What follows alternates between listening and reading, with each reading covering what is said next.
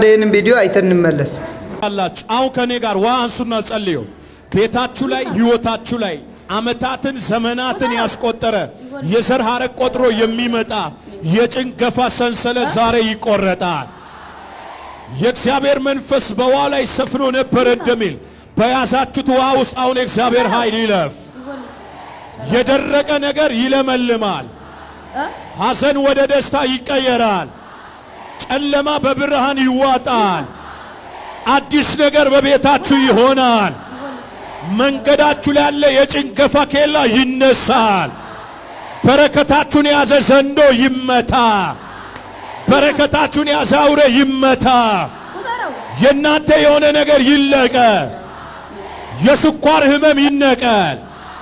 ደም ግፊት ይነቀል። HIV ቫይረስ ይነቀል። የኩላሊት ህመም ይነቀል። የካንሰር